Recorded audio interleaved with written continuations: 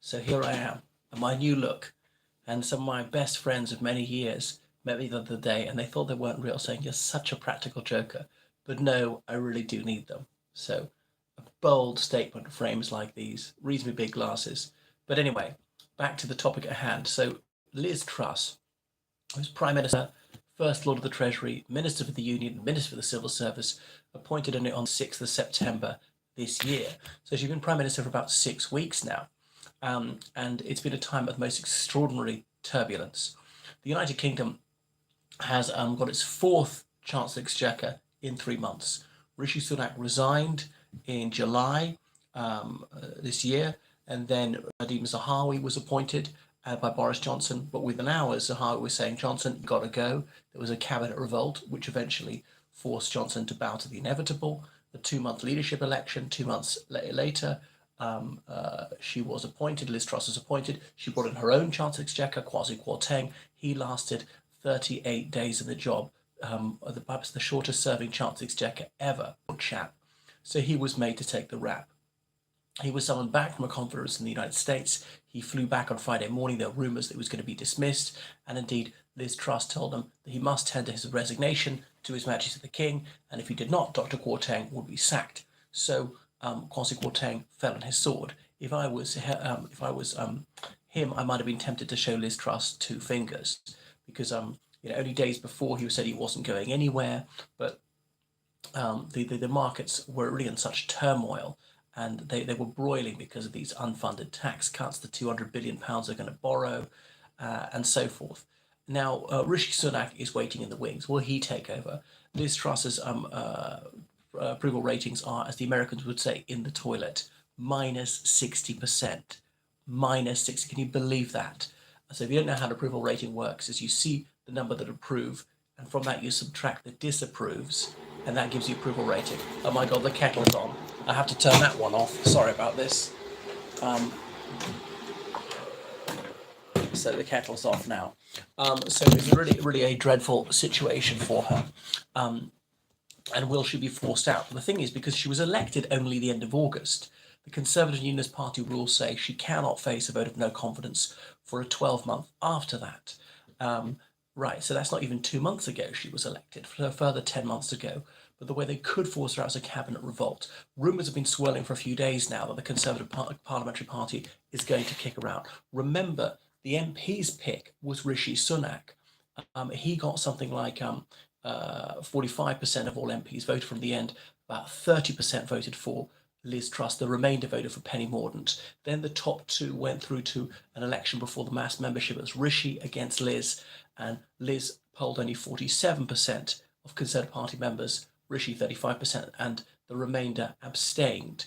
So there have been 5 Conservative leaders elected through this method. Liz Truss has got the lowest share of the vote of any of them, particularly when you take into account the fact that a lot of Conservative Party members didn't vote for either of them. So the people who know Rishi Sunak best are his parliamentary colleagues. And some Conservatives say it was a mistake to let the ordinary members have any control over this whatsoever. Well, I disagree. But anyhow, for Labour, Liz Truss is the gift that keeps on giving. Remember, about a week ago, she and her Chancellor at the time, KK, were saying, "We get it." Well, clearly they don't. Now, her insouciance, I don't think, is an affectation. People say she's always trying to channel Maggie Thatcher. But the Iron Lady, she's not. There have been a number of volte-face already after only 6 weeks in office. And I remember, well, one Conservative MP saying, "Well, I wouldn't have implemented this policy, but having done so, I wouldn't change my mind." It's a bit like Churchill over sewers. I'm not sure I would dare to do it, but having done it, I wouldn't dare to stop doing it. So nobody knows what's happening, and what the markets want is tranquility, predictability, continuity, and stability, and they're having none of that. But once she got KK to leave, she brought in Jeremy Hunt, the former Foreign and Commonwealth Secretary. Remember, he was the runner-up in the 2019 leadership race. I wanted him to win rather than Boris Johnson. He'd been health secretary and so on, the archetypal safe pair of hands, formerly head boy of Charterhouse, and a real head boy type, very spruce, well turned out, courteous, never put a foot wrong, never says the wrong word, bland, conformist, unimaginative, unobjectionable, unexciting. That's him, very clubbable. The son of an admiral. He's in a marathon run. He's got a lot of pick of fat in him. Speaks fluent Japanese. What's not to like? Self-made multimillionaire by 30 with hot courses. Obviously, he read PPE at Oxford, of course. Like Rishi Sunak, like Liz Truss, like Ed Miliband, like David Miliband, like David Cameron, like a few of them. Anyway, so and he's married to Lucy Guo, a Chinese. They have 3 children, and some people have even said, is he a security breach? Because how do we know she's not an agent for the Chinese Communist Party? That must be racialist. Presumably, she's been checked out by MI5. So Liz Truss is going really badly. And so the Conservative MPs are jittery because one opinion poll showed Conservative ratings under 20%. Could the Conservatives come third behind the Liberal Democrats? I don't think so. As the Honourable Jacob Rees-Mogg has pointed out, in the early 80s, the Social Democratic Party was at 50% of the opinion polls, but still did much, much worse than that in the actual general election. This is a silly season, mid-term. So really, Liz Truss seems to have done almost nothing right. Didn't even handle the Queen's funeral right. Her allocution at the time, just was inept. It didn't hit the right note for the Kairos. Anyway, so the idea is that the Conservatives would have a mass cabinet resignation, an insurrection, just like they had under Boris. Most of her cabinet resign and offer other people these cabinet posts and they refuse, and then she would accept that she just has to go. She stand down, and the Conservatives could unite around one candidate, presumably Rishi Sunak. He goes forward and elected unopposed by the MPs or something like that, even if there is a challenger, when they whittle it down to 2 and the last one drop out, so there is no leadership election amongst the mass membership, and be a lot swifter.